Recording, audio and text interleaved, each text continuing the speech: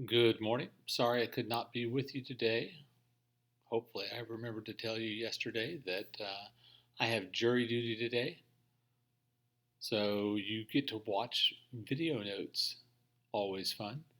Hopefully, you have been given the notes page for today. If not, you can always print it off through Google Classroom before you take notes on this.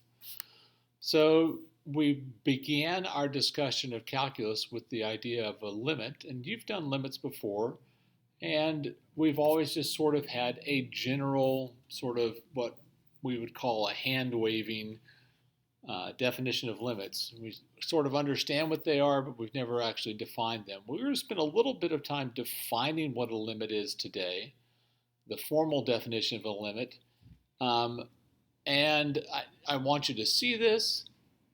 It's not something that I'm going to really require that you do anything by the formal definition. We get around it by having a lot of rules about limits so that we don't have to use the formal definition, which can be a little confusing, but I want you to have at least seen it before you go off to college next year. So here is a limit definition. We say that the limit of a function, y equals f of x, as x approaches, but does not equal, want to point that out. We don't care what happens when x equals c. We only care what happens as x approaches c.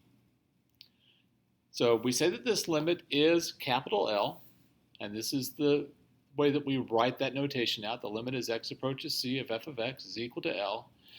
If for every, it's got to be every single one of them, for every interval about L, there is also an interval about C, such that for every x in the interval about C, that's down here on the x-axis, the corresponding function values are in the interval about L.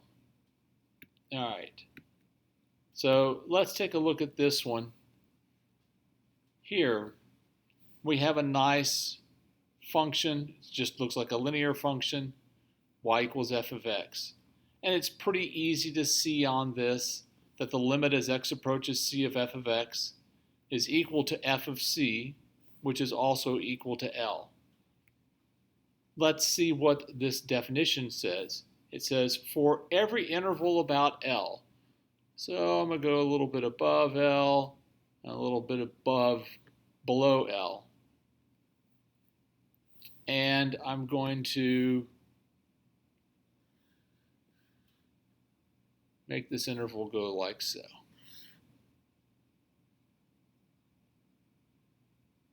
So I have this interval about L. And it says that for every one of those, there needs to be a corresponding interval about C, such that for every x in the interval about C, its corresponding function values are in the interval about L. So in this particular case, I could make a fairly small interval about C, like so, going up.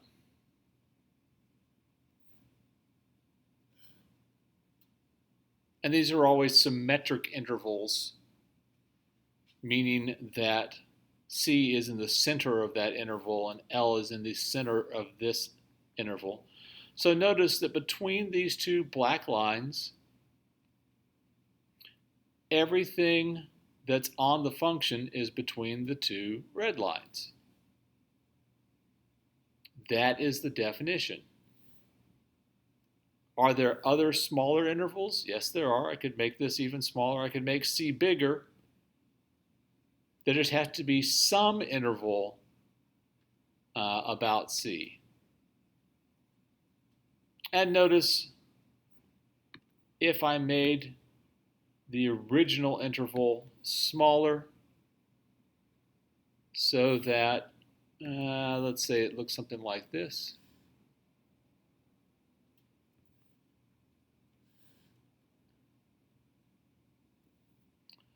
I have fewer options about how wide to make C. On the way it was previously, I could have made C pretty wide. Here, I'm a little bit constrained, but if I made C to be something, C's interval to be something like this, everything between these two black lines is in between these two red lines.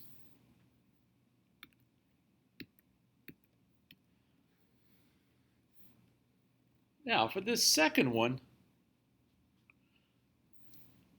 y equals g of x here, we have a function that has a hole in it, and the dot is up here. This is sometimes called a removable discontinuity, because if I just moved this point down here, it would fill the hole. Notice on this one also that the limit as x approaches g of x is equal to L, because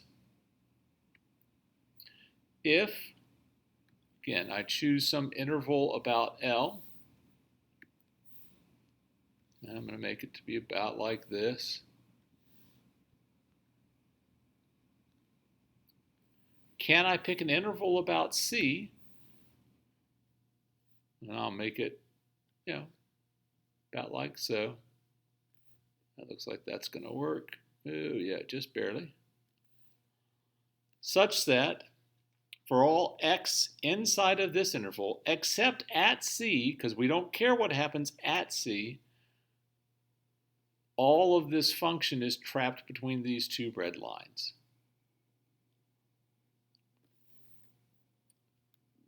It's more interesting to look at a case where that limit does not exist. Here is a function y equals h of x. Some books will call this a jump discontinuity. It's not important what it's called though. So let's pick an interval about L. If I pick an interval about L, let's make it about like this.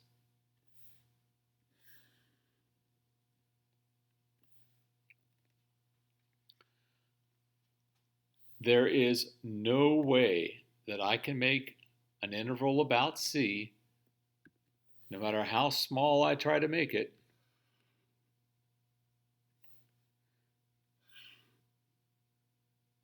if I'm in between the two black lines, is all of this function, other than at C, in between the two red lines? And the answer is no. Therefore, the limit as x approaches C of h of x does not exist. Because it doesn't matter how small I make this. Remember, it said any interval about L. You're like, well, what if I made the interval about L really big? That's fine, but I have to be able to make it really small too, because it said any interval about L. There was a corresponding interval about C, such that if my x value was in between these two black lines except at C, then the function would be in between these two red lines, and it just doesn't work for this one. If you see that in college, it's likely to have a fair number of Greek letters in it. Delta and epsilon are typically the ones that are used. And again, I'm not going to ever make you justify why a limit doesn't exist using the definition of a limit. It's just more than what you're going to do. So in our previous example, if you look back at f of x, as x approached C from the left, f of x approached L. To write this, we say the limit as x approaches C, and then as a superscript, like an exponent, a negative sign of f of x is equal to L. We could go back to this one, for example. For this one, the limit as x approaches C from the left of h of x is equal to L. But the limit as x approaches C from the right, we'll use a positive sign for that, of h of x, is not equal to L. So as we're going towards C from the left and following the values, these values get close to L. As we're approaching C from the right, these Y values do not get close to L. And that should give us another way of defining a limit to make this a little bit simpler. A function f of x has a limit as x approaches c if and only if. That means it works both ways. This is a type of definition. The right hand and left hand limits at c exist and are equal. And I really should say here, as x approaches c.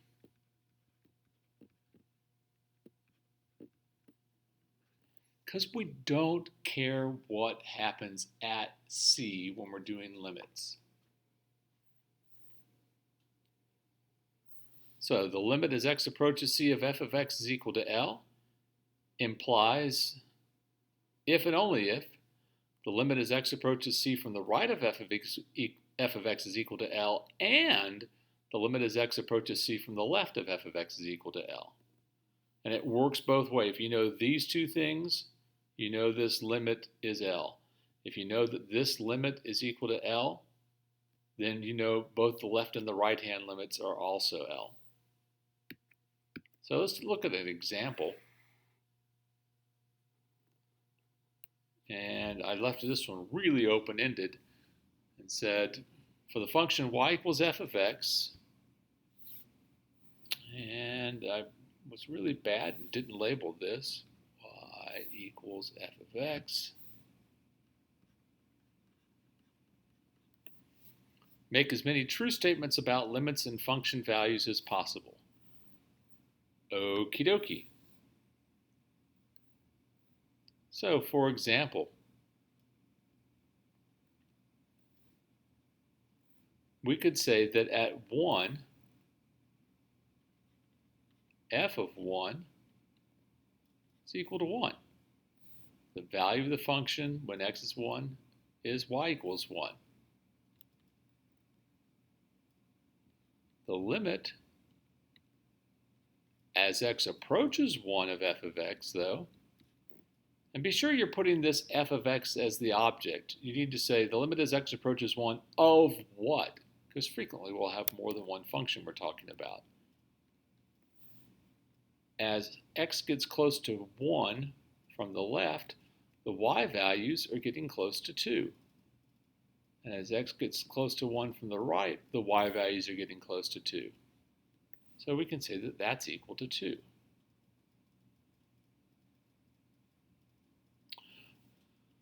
Let's see what happens is at x is 2. F of 2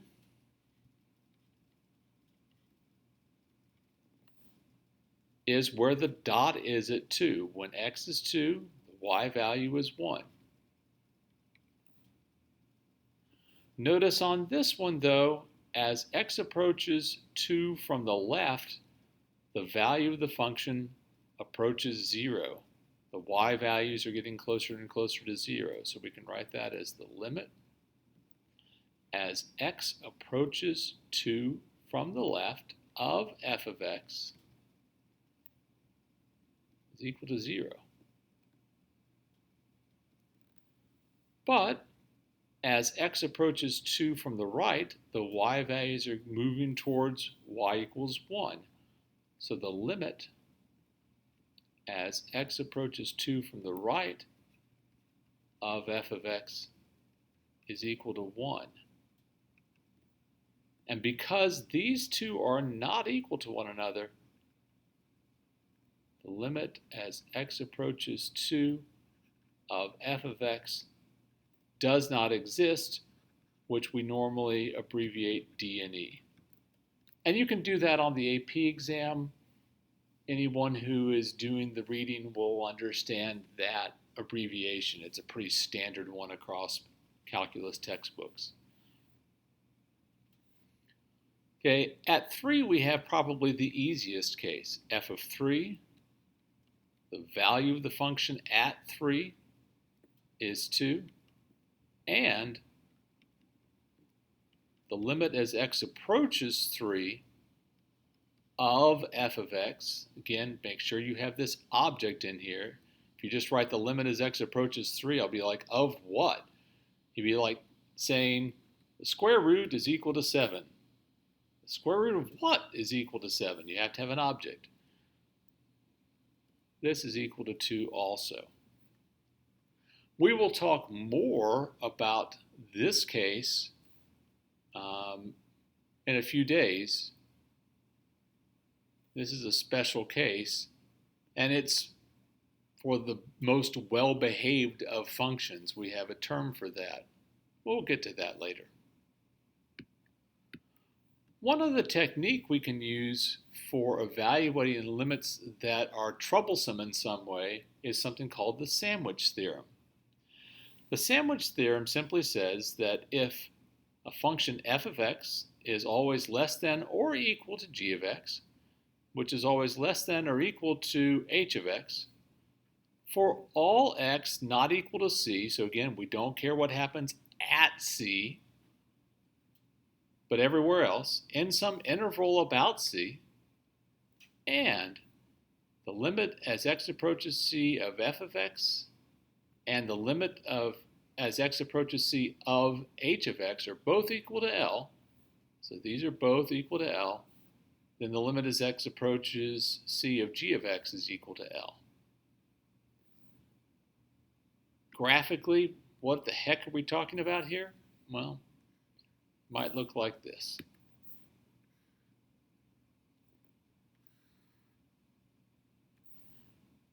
Here's our value c. Here's our value L. F of x is the lower one, but it tells me that as x approaches c, f of x gets close to L. So I'm going to put a point there for me to aim at. And I'm going to be a little different and draw it something like that. This can go wherever the heck it wants. So this is f of x. Then we have some other function, h of x, that's always bigger than that. And I'm going to make it simple by making it sort of parabola-ish.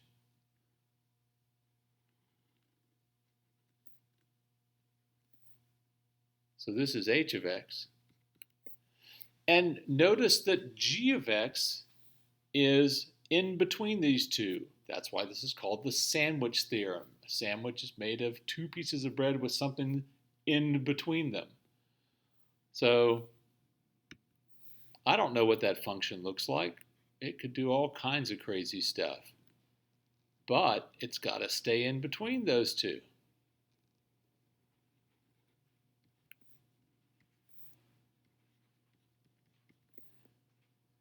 If both h of x and f of x approach L as x approaches c, g of x has to also, because it's sandwiched in between the two. Now, how is that helpful for something that's not graphical? Well, take for example this problem. Find the limit as x approaches 0 of x squared times sine of 1 over x. The x squared part's not really a difficult idea for us, but the sine of 1 over x kind of is, because as x goes to 0, sine of x, sine of 1 over x, let me say that again, as x goes to 0, 1 over x goes towards either positive or negative infinity, which means the sine of that value is going to be oscillating back and forth, faster and faster and faster and faster. You're like, well, that's not really particularly helpful. What am I supposed to do with that? Well, remember that sine of x is always between positive and negative 1. So I can safely then say that x squared times negative 1 is always less than or equal to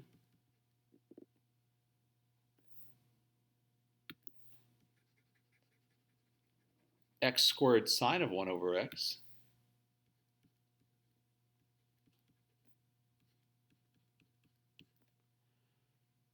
is always less than or equal to, the biggest sine can ever get it would be 1.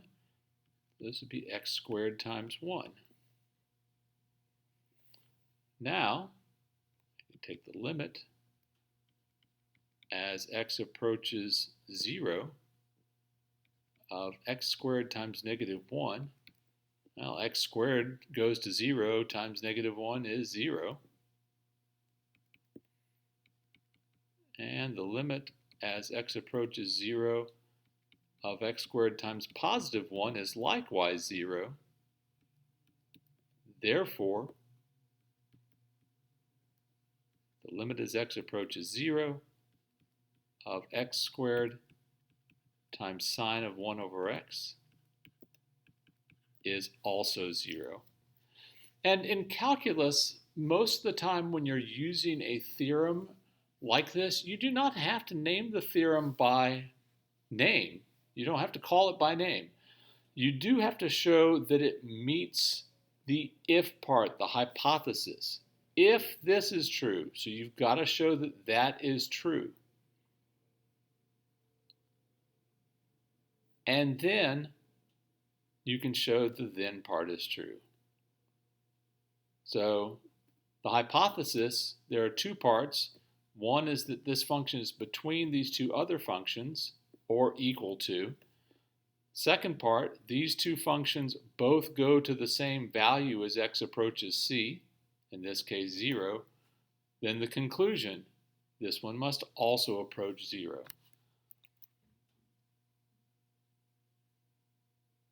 Graphically, we can show this, and it's actually kind of a cool graph. Let's see, which one do I want to do here?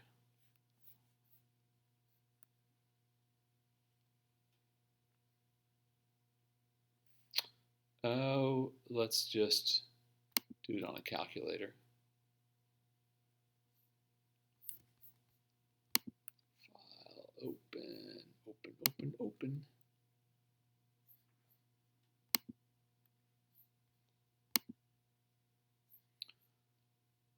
So for our lower function, we had x squared times negative 1. And for our upper function, we just had x squared times 1, or just x squared. And I'll do a zoom standard on those, and you're like, there's the lower one, there's the upper one. And now let's graph the very interesting looking x squared sine of 1 over x.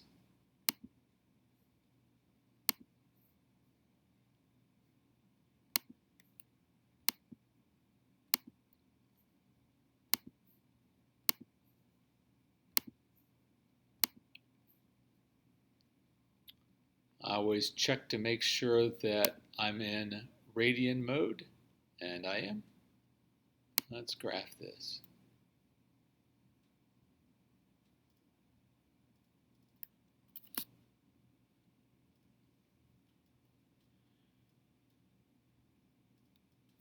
And you can see that x squared times sine of 1 over x looks kind of like this. And if we zoom in on it,